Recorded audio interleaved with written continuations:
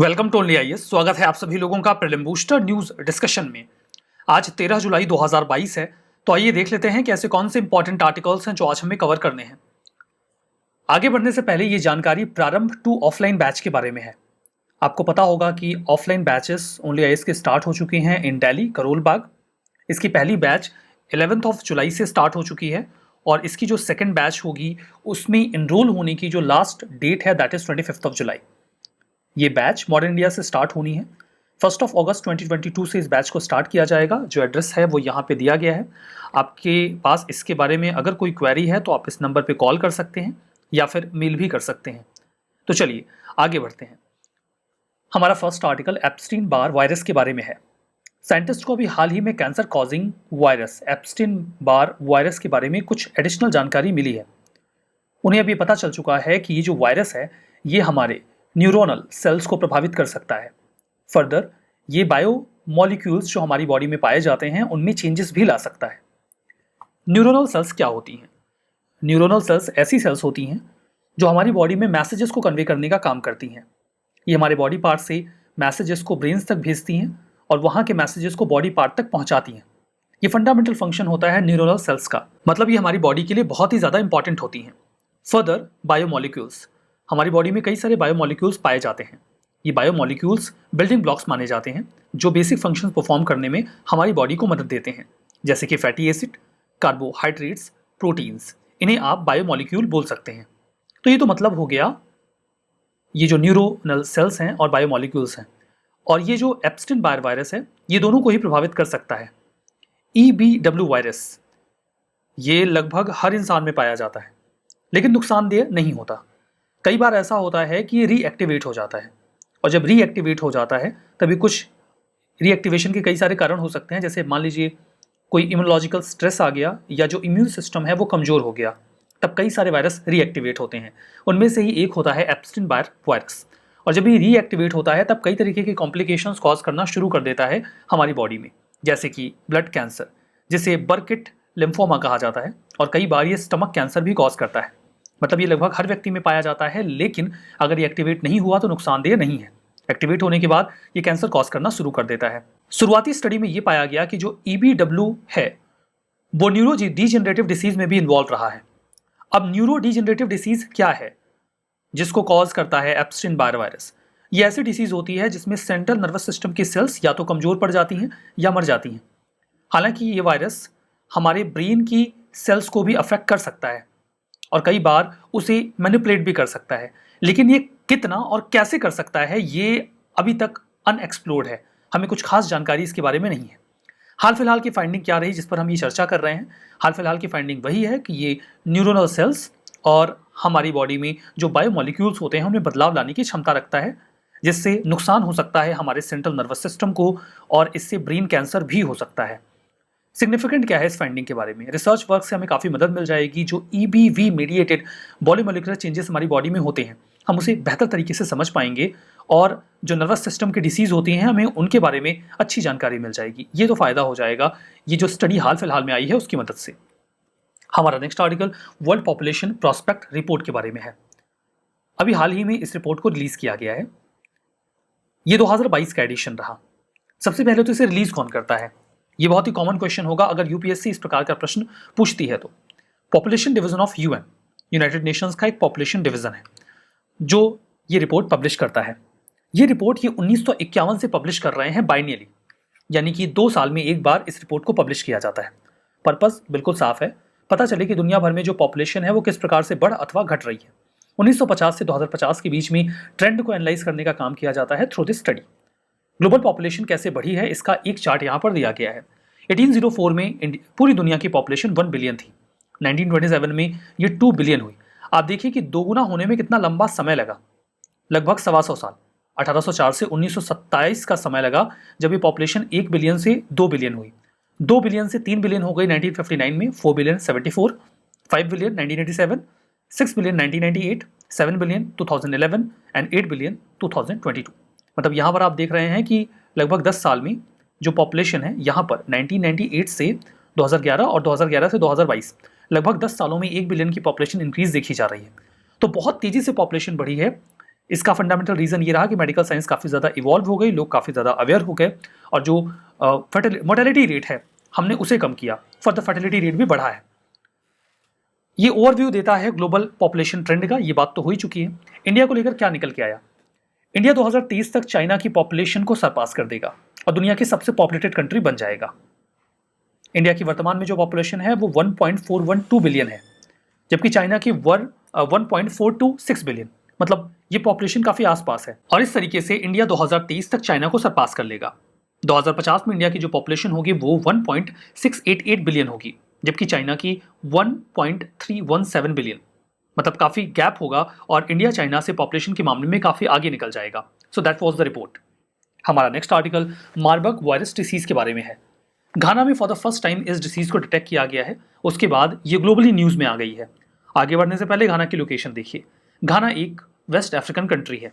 ये अफ्रीका का मैप है, ये इसका वेस्टर्न पार्ट है। यहाँ पर आपको दिख रहा होगा बेनिन, देन टोगो, देन घाना। बेनिन, टोगो, घाना बिल्कुल आसपास में है।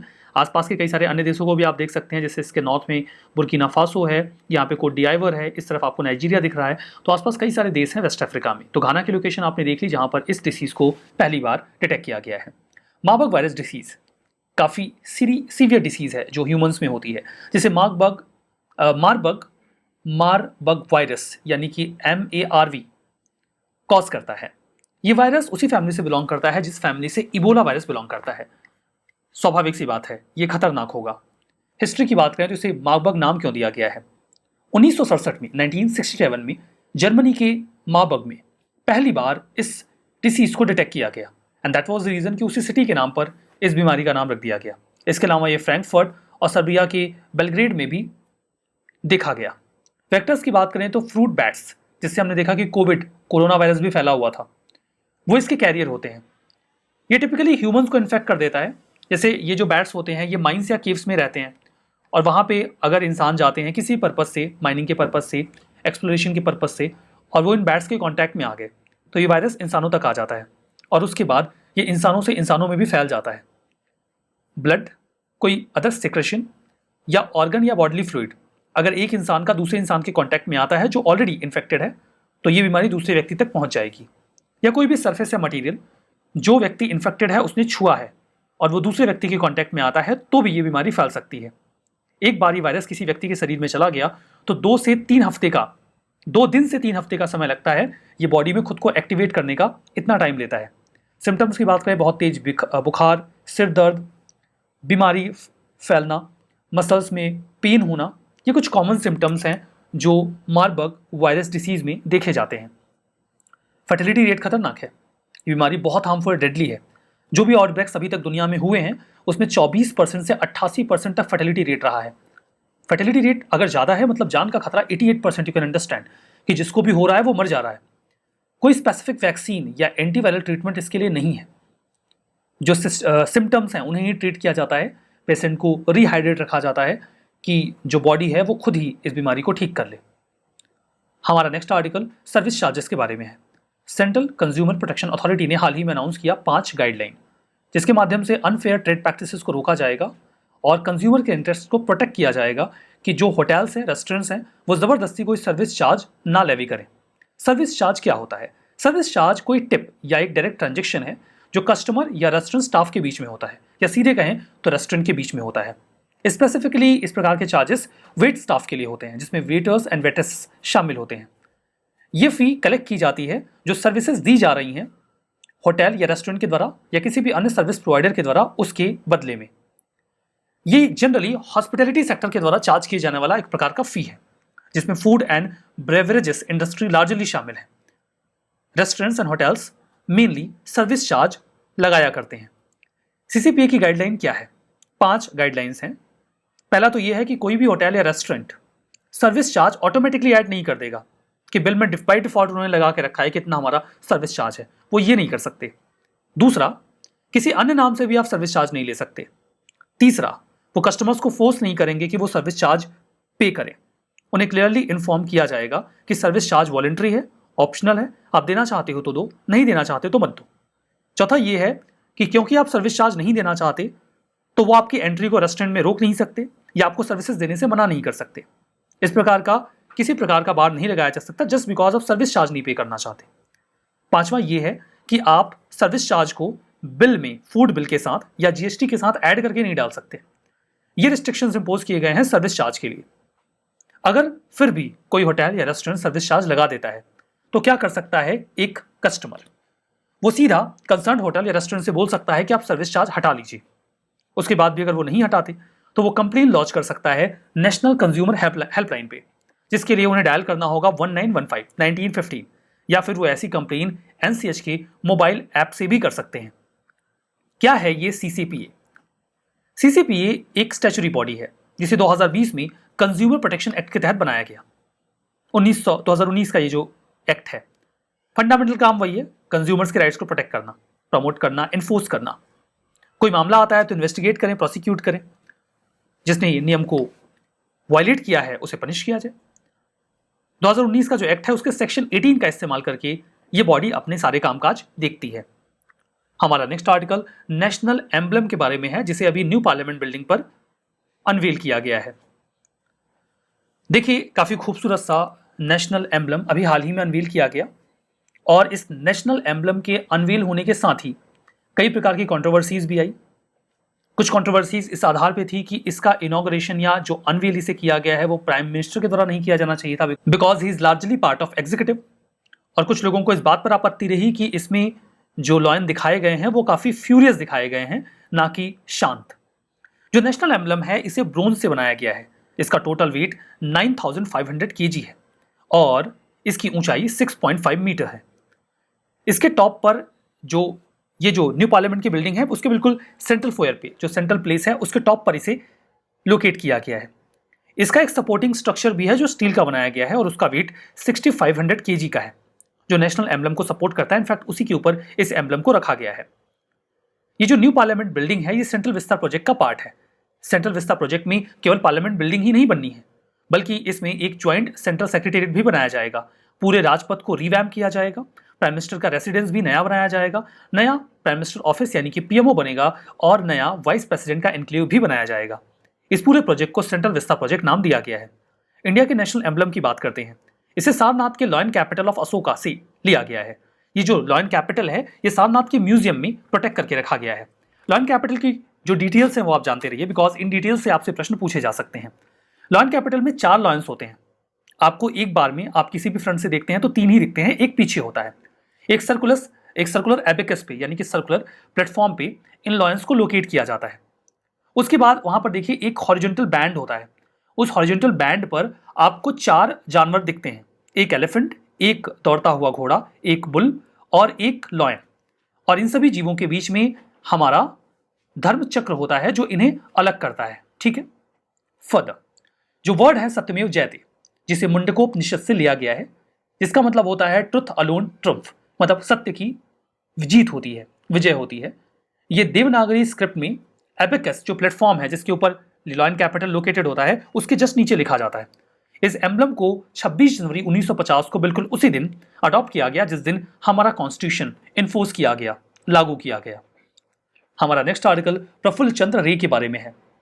मिनिस्ट्री ऑफ कल्चर ने department of chemistry, university of Delhi और विज्ञान भारती विभाग के साथ मिलकर हाल ही में एक कर्टन रेजर ऑर्गेनाइज किया।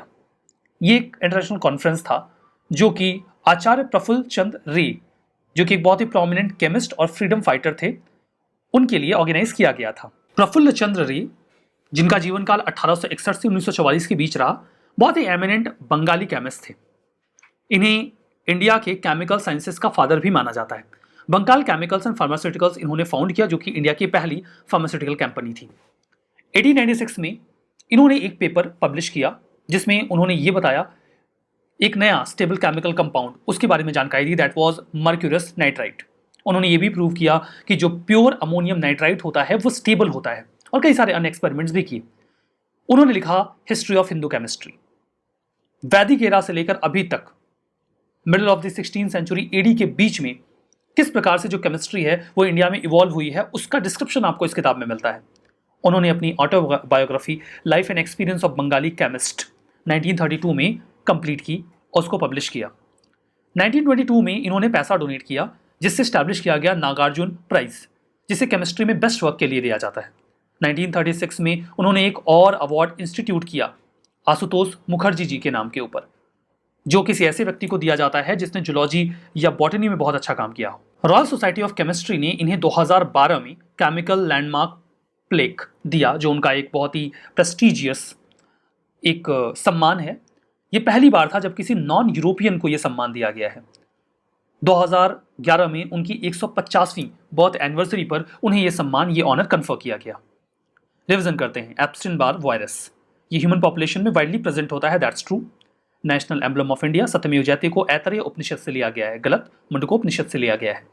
मार्बर्ग वायरस डिसीज, ये इबोला वायरस की फैमिली से बिलोंग करता है, that's true. Central consumer protection authority एक स्टैच्यूटरी बॉडी नहीं है, गलत, ये एक स्टैच्यूटरी बॉडी है। हमारा आज का सेशन यहाँ पे समाप्त होता है। पीडीएफ आपको ओनली एज के टेलीग्राम चैनल पे मिलेगी, जिस तक आप ये क्यूआर कोड स्कैन करके भी पहुंच सकते हैं। वहां जाइए, पीडीएफ को डाउनलोड करिए और रिवीजन करना मत भूलिएगा। That's all for now, thank you very much.